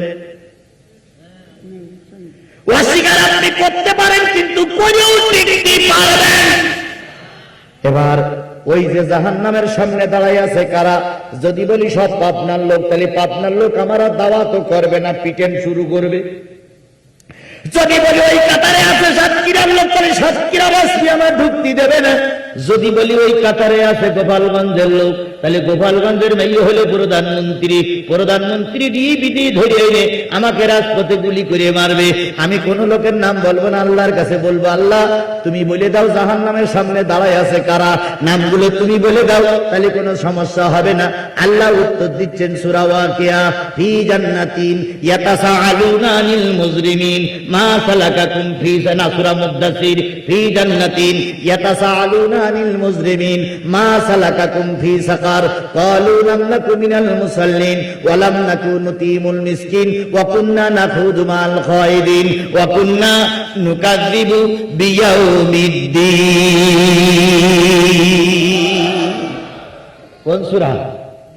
মুদ্দাসির 41, 42, 43, 44, 45 পাঁচটা আয়াতের ভিতরে আল্লাহ বলতেছেন ফি জান্নাতিন, জান্নাতীরা যারা থাকবে তারা নিচের লোকদের দেখবে একদল লোক জাহান্নামের সামনে এসে দাঁড়িয়ে গেছে লাইন দিয়ে। এইবার জান্নাতীরা বলবে মা সালাকাকুম ফি সাকার, জাহান্নামের সামনে তোরা দাঁড়িয়ে আছিস কারা রে? প্রথম লাইন থেকে উত্তর দেবে ক্বালু লাম নাকু মিনাল মুসাল্লিন, আমরা যারা সামনে দাঁড়ায় আছি আমরা সবাই বেনামাজি, আমরা সবাই কি? তাহলে ওই গ্রুপে 4 শ্রেণীর মানুষ দাঁড়ায় আছে, 4 শ্রেণীর মানুষ যাবে জাহান্নামে। তাহলে এবার কি আমি বুঝাতে পারলাম কয় শ্রেণীর মানুষ যাবে জাহান্নামে? জোরে বলেন কয় শ্রেণী? কোন সূরা আমি পড়েছি? সূরা জুমার। আর উত্তর দিছি সূরা মুদ্দাসসির থেকে। আল্লাহ বলতেছে প্রথম কাতারে যারা থাকবে তারা সব, জোরে বলেন, আরো জোরে বলেন। তাহলে কে কথা বলা যায় যারা বেনামাজি তারা যাবে জাহান্নামে, এ কথা কি বলা যাবে? জোরে বলেন যাবে। কেন যাবে না? আল্লাহ বলতেছেন যারা জাহান্নামে যাবে তারা বেনামাজি। আজকের এই কাতারে যারা আছেন, এই মজলিসে যারা আছেন, এই মাহফিলে যারা আছেন, যদি বেনামাজি হয়ে মারা যান, যত বড় হুজুর জানাজা পড়ুক না কেন বাবা, যদি বেনামাজি হয়ে মারা যাও তোমার জায়গা জাহান্নামে। এখন তুমি বেনামাজি, তুমি নামাজি, কিন্তু তোমার নেতা বেনামাজি আছে আছে। মেম্বারের দল করো, মেম্বার বেনামাজি। চেয়ারম্যানের দল করো, চেয়ারম্যান বেনামাজি। এমপির দল করো, এমপি বেনামাজি। সরকারের দল করো, যে মন্ত্রী তোমার সে মন্ত্রী বেনামাজি। প্রধানমন্ত্রী যদি বেনামাজি হয়, অবশ্যই আমাদের দেশের নাম মন্ত্রীরা নামাজি, প্রধানমন্ত্রী তাহাজ্জুদ গুজারি, আমার দেশের এমপিরা নামাজি। আমার দেশের কথা বলতে আমি বোঝানোর জন্য বলতেছি। যদি দল করা যায়, সেই দলের লিডার যদি বেনামাজি হয়, আর তুমি যদি নামাজি হও, তোমার ইমাম যদি বেনামাজি হয়, তোমার ইমাম যেখানে যাবে তোমাকেও সেখানে যাওয়া লাগবে। দলিলটা কোন জায়গাতে নেব? ওটাও কোরআন থেকে নেই। ইয়াউমা নাদু কুল্লা উনাসিম বিইমামিহিম, কিয়ামতের দিন মুসিবতের কালে আল্লাহ পাক সকল নেতা কর্মীদের ডাকবে, ইমাম সহ, নেতা সহ সকলকে ডাকা হবে। যে যার দল করতেছেন ওই দলের পিছনে আপনারা থাকবেন। আওয়ামী লীগ যারা করতেছেন আপনার নেতার পিছনে থাকবেন। জামাত ইসলাম যারা করতেছেন আপনার নেতার পিছনে থাকবেন। তাবলীগ যারা করতেছেন আপনার নেতার পিছনে থাকবেন। বিএনপি যারা করতেছেন নেতার পিছনে থাকবেন। জাতীয় পার্টি যারা করতেছেন নেতার পিছনে থাকবেন। আল্লাহর কসম, কোরআন সাক্ষী, হাদিস সাক্ষী, আপনার নেতা যদি জান্নাতে যায়, আপনারা যারা কর্মী আপনারাও যাবেন জান্নাতে। আর যদি আপনার নেতা যদি জাহান্নামে যায়, তোমার পাগড়ি দিয়ে জান্নাতে যাওয়া যাবে না। একথা বললে যদি রাজনীতি হয়, আমার কিচ্ছু করার নাই। আমি রাজনীতি করার জন্য আসিওনি। আমি কোন রাজনীতি দলের টিকিট নিয়েও এখানে দাঁড়াইনি। আমি দাঁড়াইয়েছি কি নিয়ে? জোরে বলেন কি নিয়ে? সুতরাং আপনাকে বুঝতে হবে আপনি কোন দলের কর্মী। যে দলের লোক অধিকাংশ জান্নাতি, সেই দলে যদি আপনি থেকে থাকেন আপনিও জান্নাতি। এবার বুঝবেন কি করে? নবী বলেন সর্বপ্রথম যারা জান্নাতে যাবে তারা হলো নামাজি। তারা কি? এ মুসলমান জোরে বলেন তারা কি? আরো জোরে বলেন তারা কি? যারা 5 ওয়াক্ত নামাজ পড়বে তারা যাবে আল্লাহর জান্নাতে। যারা 5 ওয়াক্ত নামাজ পড়বে তারা জাহান্নামে যাবে না। 5 ওয়াক্ত নামাজ যারা পড়বে তারা মুমিন হয়ে মরবে, কাফের হয়ে মরবে না। 5 ওয়াক্ত নামাজ যারা পড়বে তাদের কবরে আল্লাহ আযাব দেবে না। দলিলটা রাসূলের কাছে পেশ করা হলো। রাসূল বললেন, ও আমার সাহাবীরা শোনো, বলো তো 5 ওয়াক্ত নামাজের ভিতরে ফরজ নামাজ কয় রাকাত? আপনার মুসলমানদের বলি, বলেন তো 5 ওয়াক্ত নামাজের ভিতরে ফরজ নামাজ কয় রাকাত? এই 17 রাকাত নামাজ যে বান্দা, যে নারী, যে পুরুষ, যে স্ত্রী, যে মহিলা, যে নেতা, যে কর্মী ঠিক মতন আদায় করবে, আল্লাহ পাক তাকে 4টি পুরস্কার দেবে। 1 নম্বর পুরস্কার নামাজি যাবে জান্নাতে। 2 নম্বর পুরস্কার নামাজি জাহান্নামে যাবে না। 3 নম্বর পুরস্কার নামাজি বেঈমান হয়ে মরবে না। 4 নম্বর পুরস্কার নামাজির কবরে আযাব হবে না।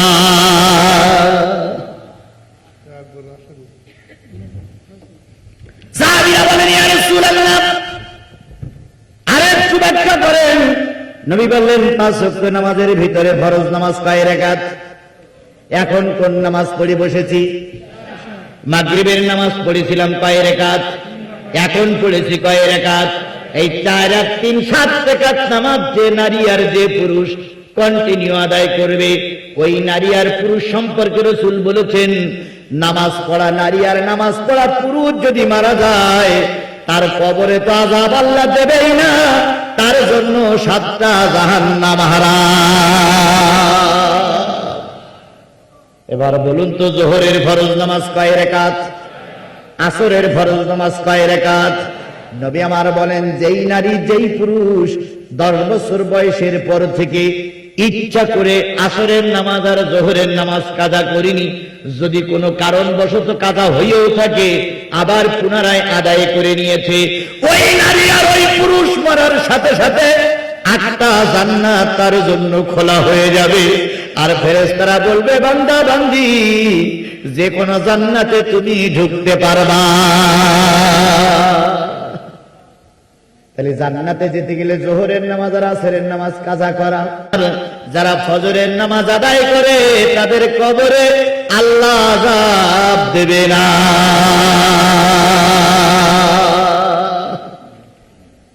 তাহলে কবরের আযাব মাপ পেতে গেলে কি নামাজ? ঈমান নিয়ে মরতে গেলে কি নামাজ? জাহান্নাম বন্ধ করতে গেলে এশার নামাজ, মাগরিবের নামাজ। জান্নাত পেতে গেলে আসরের নামাজ, যোহরের নামাজ। তাহলে 5 ওয়াক্ত নামাজের ভিতরে যদি এই পুরস্কারগুলো পাওয়া যায়, আজকের এই মাহফিলে কোরআন সামনে নিয়ে আমরা কি এই ওয়াদা করতে পারি যে যতদিন বেঁচে আছি নারী পুরুষ আমরা কেউ নামাজ কাজা করব না? কারা কারা ওয়াদা করতে পারেন হাত তুলে আল্লাহরে দেখান তো। ও ভাই, নিয়ত করেন, আল্লাহ বরকত দেবে। নিয়ত করেন, হেদায়েতের মালিক আল্লাহ। নিয়ত করুন যে আমি আর নামাজ কাজা। সবাই নিয়ত করেন, হাত উঁচু করে রাখেন। আল্লাহ, আমি গুনাহগার, আমার কোনো পাওয়ার নেই, হেদায়েত আমার কাছে নেই। আল্লাহ, আমি শুধু কোরআন হাদিসের কথা বলতে এসে তোমার দরবার পর্যন্ত তোমার বান্দাদের পৌঁছাই দিয়েছি। আল্লাহ, দয়া করে তুমি আমাদের সবাইকে হেদায়েত নসিব করে দাও। আল্লাহ, তুমি আমাদের সবাইকে হেদায়েত নসিব করে দাও। আল্লাহ, তুমি আমাদের সবাইকে হেদায়েত নসিব করে দাও। আজকের থেকে 5 ওয়াক্ত নামাজ পড়ব ওয়াদা করেছি, মৃত্যুর আগ পর্যন্ত এই ওয়াদার পরে টিকে থাকার তৌফিক দিয়ে দাও।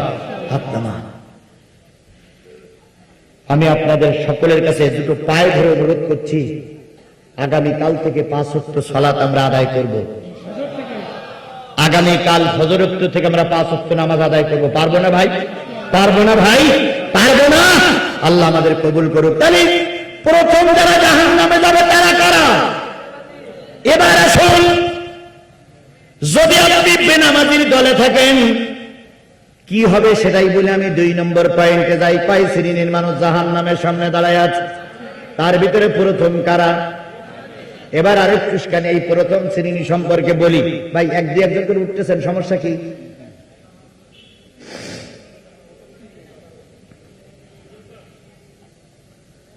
আমি আপনাদের সময় দিয়েছিলাম কয়টা পর্যন্ত? এখন 12টা বাজে কয় মিনিট বাকি? 6 মিনিট বাকি আছে। আমি 4টে পয়েন্ট শেষ করতে গেলে আর হয়তো 15 মিনিট সময় লাগবে। আমি বলি, আমি স্টেজে কথা শুরু করেছি 10টায় 15, আমি শেষ করব 12টায় 15। আমার 2 ঘন্টা আলোচনার সময়। এখন বাজে হলো 55, আর 20টা মিনিট পেশাব বন্ধ করে রাখা যাবে না? তাহলে পাশের থেকে কোনো লোক যেন না ওঠে, একটা লোক যেন না ওঠে। এই হাজার হাজার লোকের ভিতর থেকে একটা লোক যদি চলে যায়, মাহফিলের কোনো ক্ষতি হবে? আমাদের কোনো ক্ষতি হবে না, কিন্তু যে লোকটা যাচ্ছে তার কপাল পোড়া। কেন পোড়া? আপনি আইছেন আজকে জুমার রাত্রিতে কোরআন শোনার জন্য, আপনার পরিবার থেকে কোনো মানুষ কবরে যায়নি, আপনার পরিবারে কোনো লোক অসুস্থ হয়ে বিছানায় শুয়ে নেই, আমরা তাদের জন্য দোয়া করব। যদি আপনি দোয়া না করে বাড়ি যান, আপনার মৃত্যু বাবা, মৃত্যু মা, মৃত্যু দাদা দাদি আপনার জন্য অভিশাপ করবে আল্লাহর কাছে। বলবে, আল্লাহ, গ্রামে দোয়া হচ্ছে আর বাড়ি শুয়ে আছে, খোদার কসম, পিতামাতার অভিশাপ আপনার হাড়ে হাড়ে কাজে লাগবে, ফেরেশতাদের অভিশাপ কাজে লাগবে। এই জন্য দয়া করে আমি নির্ধারিত সময় বলে দিয়েছি, এই সময়টুকু পর্যন্ত বসেন। আমি 15 মিনিট হয়তো বেশি করতাম না, কিন্তু আমার এই 4টে পয়েন্টের পরে কথা বলতেই হবে। যদি না বলি তাহলে আপনারাও বলবেন হুজুররা ওয়াদা করি ওয়াদা রাখে না। এই জন্য আমি 4টে কথা বলে যাব। আর একটা দাওয়াত আপনাদের দিয়ে যাই, আমার খুব তাড়াতাড়ি আপনাদের এলাকায় আর একটা মাহফিল আছে, দোগাছি ইউনিয়ন মন্ডল পাড়া, 23শে নভেম্বর বুধবারে আমার আরেকটা মাহফিল আছে। আজকের যে আলোচনাগুলো সব কমপ্লিট হবে না, আমি মনে রাখবো। আপনারা 23 তারিখে ওখানে যাবেন, বাকি কথাগুলো ওখানেই হবে ইনশাআল্লাহ। তবে যাদের সাহস আছে তারা যাবেন। আর যারা দোগাছির থেকে এসেছো তাদের কাছে বলি, আমাকে 10টার আগেই স্টেজে নিবা, আমি যেন 12টার ভিতরে শেষ করতে পারি। আজকের কর্তৃপক্ষ আমাকে বলেছিলেন যে 10টার আগেই নেব, তারপরে 15 মিনিট গ্যাপ হয়ে গেছে। এরপরে ইসলামী সঙ্গীত টঙ্গীত বলতে আরো 15 মিনিট গেছে। এই জন্য দয়া করে আমাকে 10টা স্টেজে নিবেন। যদি না নেন আমাকে দাওয়াত করেন না। আমি প্রায় মাহফিলে বলি 10টা স্টেজে না নিলে আমাকে দাওয়াত করেন না। তারপরেও আপনারা দাওয়াত করেন, আবার এই ওয়াদা খেলাপ করেন। দয়া করে আমার কথাটা আপনারা মনে রাখবেন, আমাকে 10টা স্টেজে নিতেই হবে, এটা হলো আমার দাবি। আমার কিছু খেতে দিয়ে আমি পানি খেয়ে আপনার বাড়িতে চলে যাব, কিন্তু 10টা স্টেজ চাই। আল্লাহ যেন এই ওয়াদার পরে টিকে থাকার তৌফিক দান করে। মায়াশফাউ শাফাআতান হাসানাতান ইয়াকুন লাহু নাসীবুম মিনহা আমা ইয়াশফাউ শাফাআতান সাইয়্যাতান ইয়াকুন লাহু কিফলুম মিনহা। আল্লাহ রাব্বুল আলামিন বলেন, যদি কোনো ভালো নেতা নির্বাচন করো, ভালো নেতারে ভোট দাও, ভালো নেতারে সাপোর্ট করো, ওই ভালো নেতা ক্ষমতায় গিয়ে যত ভালো কাজ করবে প্রত্যেকটা ভালো কাজের নেকি তুমি কবরে বসে বসে পাবা।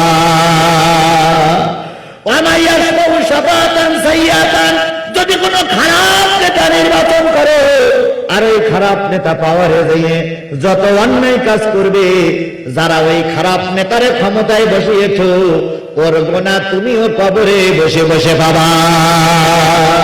মান তাসাব্বা বিকওমিন ফাহুয়া মিনহু, যেই জাতির সঙ্গে যেই জাতির ওটা বসা, সেই জাতির সঙ্গে হয় জান্নাত নয় জাহান্নাম। এই সরকারকে যারা বসাই রেখেছে, এই সরকার যত ভালো কাজ করতেছে প্রতিটা ভালো কাজের সব আপনার আমলনামায় লেখা হচ্ছে। আর এই সরকারকে যারা বসাই রেখেছেন, এই সরকারের যদি কোনো খারাপ কাজ করে, করতেছে কথা বলে আমি বলতেছি না, আমার ভুল বুঝে না বলে গেলে হয়তো ভুল বুঝতে পারে। আমি আল্লাহর কাছে আপনাকে পক্ষে, আপনার সরকার 100 বছর বাঁচুক, আপনারা 100 বছর ক্ষমতায় থাকেন, আমি আপনার ক্ষমতার থেকে নামাবো না। তবে আমার দাবি, কোরআনের আলেমদের সঙ্গে বিয়াদবি করেন না। আমার দাবি, কোরআন নিয়ে সিনেমিনি খেলেন না। আমার দাবি, কোরআনের বিরুদ্ধে কোনো আইন তৈরি করেন না।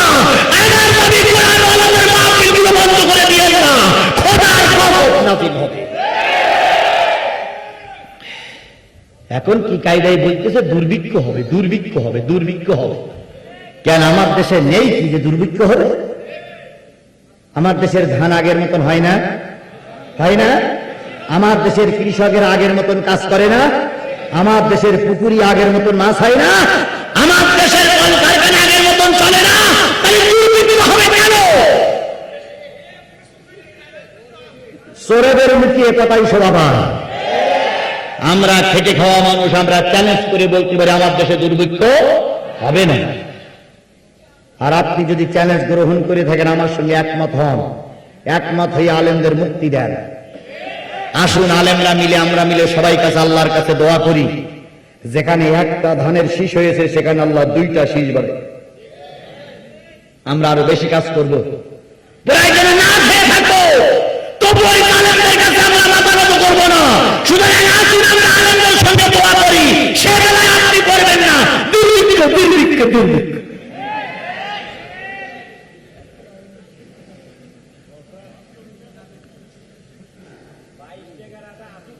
হয়ে যাবে তো। বিশ্বের বড়, সবচেয়ে বড় আলেম 50টা বছর কোরআনের দাওয়াত দিয়েছে। আজকের যে তাফসীর মাহফিল আমরা করছি, যে ওই তাফসীর মাহফিল সর্বপ্রথম তিনি শুরু করেছেন কক্সবাজার, চিটাগাং থেকে। সেই লোকদের আপনারা বন্দী করে রেখেছে, ওই লোকদের চোখের পানি ঝরবে, 20 টাকায় আটা 80 টাকায়ও খুঁজে পাওয়া যাবে না। আমির হামজা একজন তরুণ উদীয়মান বক্তা, বয়স কেবল 26 থেকে 30-এর ভিতরে। কি অন্যায় করেছিল যুবকটা? অন্যায় একটাই, সে কোরআনের দাওয়াত দিয়ে যুবকদেরকে ইসলামের পথে আনতেছিল। এটা আপনারা সহ্য করতে না পেরে যুবকদের জেলখানায় বন্দী করে রেখেছেন। সে যদি বদদোয়া নাও করে, তার ছোট্ট ছোট্ট দুটো মেয়ে আছে, তার একজন বৃদ্ধা মা আছে। এই মায়ের পানি জায়নামাজে বসে প্রতি ওয়াক্তে পড়তেছে। ওই জায়নামাজের পানি কি তোমাদের জ্বালিয়ে পুড়িয়ে সারখার করবে? আমি অন্যায় করতে পারি। আমার ছেলে কি অন্যায় করেছিল? আমাকে মেরেছেন আপনি, আমি দুঃখ পাইনি। আমার ছেলেটারে আপনি বিনা কারণে গুম করে রেখেছেন। যদি আমার ছেলে বেঁচে থাকে, ওখানে বসে বসে যে দোয়া করবো, ওই দোয়ায় আপনি ওই চোখের পানিকে জ্বলে পুড়ে সারকার হবেন। আমার ছেলের আপনি গুম করেছেন, আমার স্ত্রীর চোখের পানিতে আপনার কি বলে প্রস্তাব হয়ে যাবে। দুনিয়ার সারা পৃথিবীর সাহিত্য পেয়ে আপনি আপনার রক্ত বাঁচাতে পারবেন না।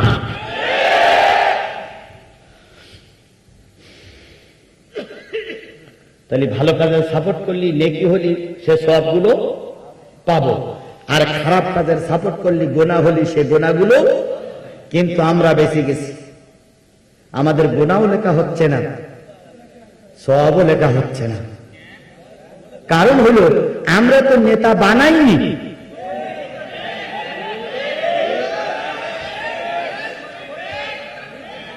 আমরা কি নেতা বানাইছি? ওরা তো নিজেরা হয়ে গেছে। সুতরাং সব করলু ওদের, গোনা করলু ওদের। আল্লাহ তুমি আমাদের বাঁচাইছো। আল্লাহ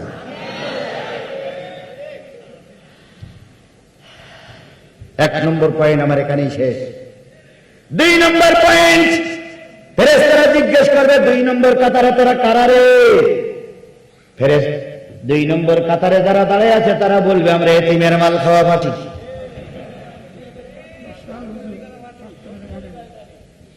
আমরা গরিবের মাল খাওয়া পাঠি। বসে আছি জাহান্নামের দ্বিতীয় কাতারে, আমরা গরিবের মাল খাওয়া পাঠি, এতিমের মাল খাওয়া পাঠি, মসজিদ মাদ্রাসার মাল খাওয়া পাঠি। এরকম পার্টি কি আমার সমাজে আছে? জোরে বলেন আছে। চেয়ারম্যান হওয়ার আগে মোটর সাইকেলের তেল কেনা পয়সা ছিল না, এখন অনেক জায়গায় নেতা হয়ে পাজারু গাড়ি চালায় আর কলার নামা দেয় আমারে চেনো চেনো চেনো। কয় টাকায় বা আপনি বেতন পান? এত গাড়ি বাড়ি আপনি কি করে করেছেন? যদি দুনিয়ার আদালতে বিচার নাও হয়, আল্লাহর আদালতে বিচার হবে। মসজিদ মাদ্রাসার টাকাগুলো আপনার কাছে দিলাম, এই যে 40-60 টাকা একজন এতিম ব্যক্তি দিয়ে দিল, 70 টাকা দিয়ে একটু দোয়া চাইল, আপনার হাতে তুলে দিলাম। আপনি টাকাগুলো নিয়ে খেয়েছেন, পেটের ভিতরে ঢুকাইছেন, পেটের ভিতরে অন্য কিছু ঢুকান নাই, জাহান্নামের আগুন পেটের ভিতরে ঢুকাইছেন। আপনি হজ করলেও কাজে লাগবে না, যাকাত দিলেও কাজে লাগবে না, তারপরে সারা জীবন নামাজ পড়ে কপাল কালো করলেও হবে না। জনগণের টাকা আপনার পেটের ভিতরে, কিয়ামতের দিন জাহান্নামে যাওয়া লাগবে। বাংলাদেশের কৃষক আপনার ট্যাক্স দেয়, আমি হুজুর ট্যাক্স দেয়, আমার ইমাম সাহেব ট্যাক্স দেয়। সেই ট্যাক্সের পয়সাগুলো আপনার হাতে চলে যায়, আর আপনি সেই ট্যাক্সের পয়সাগুলো নিয়ে সুইস ব্যাংকে রেখে দিয়েছেন, পয়সাগুলো নিয়ে বিদেশে বাড়ি করেছেন। এখন যদি আপনি 100 বার হজ করেন, আর যদি কাবার ইমামও আপনার জন্য দোয়া করে, আল্লাহর কসম হজে আর দোয়ায় আল্লাহ মাফ করবে না, কারণ এতিমের পয়সা আপনার পেটের ভিতরে। এতিমের মাল খাওয়া পাটি, গরিবের মাল খাওয়া পাটি আমার সমাজে আছে না নাই? আরো জোরে বলেন আছে না নাই? কারা কারা গরিবের মাল খাইছেন হাত তোলেন। তাহলে তো এই এলাকার মানুষ সব ফেরেশতা। এতিমের মাল খাওয়া পাটি যাবে জাহান্নামে, কথা বলেন ঠিক না ঠিক? এ কথা কি আমার? তার কথা। এই জন্য এতিমের মাল এতিমের কাছে ফিরিয়ে দেন, এতিমের মাল আর খেয়েন না। গেল 2 নম্বর পয়েন্ট। 3 নম্বর পয়েন্ট হচ্ছে ওয়াকুন্না নাকুদু মাল খায়দিন। দিন কায়েমের পক্ষে যারা থাকবে না, দিন প্রতিষ্ঠার পক্ষে যারা থাকবে না, এরাও যাবে আল্লাহর জাহান্নামে। আমার দেশের